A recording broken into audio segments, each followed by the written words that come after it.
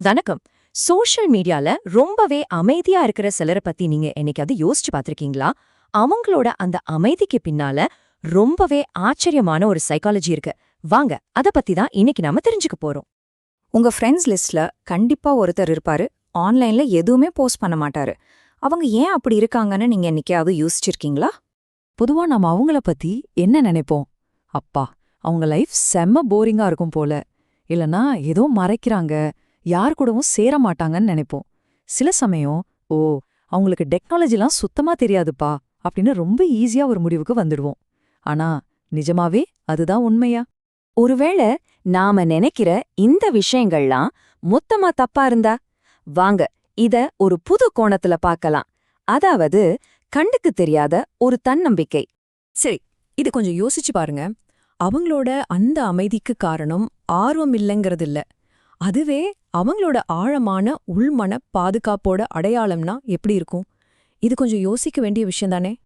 சரி, இந்த உள்மன பாதுகாப்புக்கு பின்னாடி இருக்கிற சைக்காலஜி என்ன? அத பத்தி தான் இப்ப நாம பார்க்க போறோம். இதுக்கு பேருதான் உங்களுடைய உள்மன மதிப்பீட்டு அட்டை, அதாவது தன்மதிப்பின் உளவியல். இதுக்கு பின்னாடி இருக்கிற முக்கியமான ஒரு சைக்கலாஜிக்கல் கான்செப்ட் தான் உள் மதிப்பீட்டு மையம். அப்படின்னா என்னன்னா, ஒருத்தரோட தன்மதிப்பும் சரி, அவங்க கொள்கைகளும் சரி, வெளியே இருந்து வர பாராட்டுலயோ இல்ல அங்கீகாரத்திலயோ இருந்து வரதில்ல. அது அவங்களுக்குள்ள இருந்தே உருவாகிறது. இதுதான் இதோட மைய கருத்து. இதை இன்னும் சிம்பிளா புரிஞ்சுக்கணும்னா, உங்க மதிப்புக்கு உங்ககிட்டயே ஒரு இன்டர்னல் காம்பஸ், அதாவது ஒரு உள் திசைகாட்டி இருக்கிற மாதிரி நினைச்சுக்கோங்க. உங்க வழியை நீங்களே தீர்மானிச்சுக்கலாம். அதுக்கு நீங்க மத்தவங்கள பார்க்க வேண்டிய அவசியமே இல்ல. அப்போ இந்த வேலிடேஷன், அதாவது அங்கீகாரம், எங்கிருந்து தான் வருது? இப்ப பாருங்க, உள் மதிப்பீட்டை நம்புறவங்களுக்கு அது சுய ஏற்பு, அவங்களோட தனிப்பட்ட கொள்கைகள், அப்புறம் உள்ளுக்குள்ள ஏற்படுற ஒரு திருப்தியிலிருந்து கிடைக்குது. ஆனா வெளி மதிப்பீட்டை நம்புறவங்க இருக்காங்களே, அவங்க லைக்ஸ், கமெண்ட்ஸ், மத்தவங்க பாராட்டணும், ஃபாலோவர்ஸ் கவுண்ட் ஏறணும்னு எதிர்பார்த்துட்டே இருப்பாங்க. இந்த ரெண்டுக்கும் நடுவுல இருக்கிற வித்தியாசம் ரொம்ப ரொம்ப முக்கியம். கவனிச்சிங்களா? ஓகே, இந்த சைக்காலஜி கான்செப்ட்க்கும் ஆன்லைன்ல போஸ்ட் பண்ணாம இருக்கிறதுக்கும் என்ன சம்பந்தம்? இது ரொம்ப உணர்வுபூர்வமா எடுக்கப்பட்ட ஒரு முடிவு. அதாவது பிரபலத்தை விட தனியுரிமைக்கு முக்கியத்துவம் கொடுக்கிறது. இந்த மனநிலையே இந்த ஒரு வரி ரொம்ப அழகா சொல்லுது.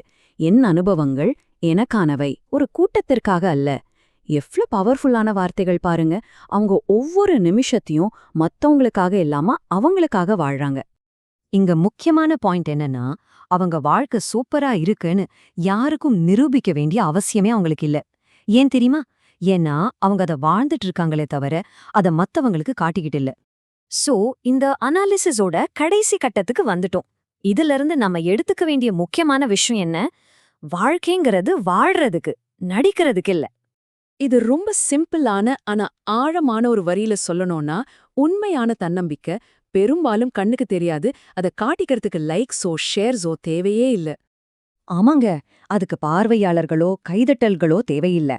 அது ஒரு அமைதியான பாதுகாப்பு உணர்வு. இதுதான் உள்ளார்ந்த தன்மதிப்போட உண்மையான பவர். அப்போ கடைசியா நாம நமக்கு நாமே கேட்டுக்க வேண்டிய ஒரு முக்கியமான கேள்வி இதுதாங்க. உங்களுக்கான அங்கீகாரம், உங்களுக்கான வேலிடேஷன் எங்கிருந்து வருது? உள்ள இருந்தா இல்ல வெளிய இருந்து மத்தவங்க சொல்றதுல இருந்தா? கொஞ்சம் யோசிச்சு பாருங்க.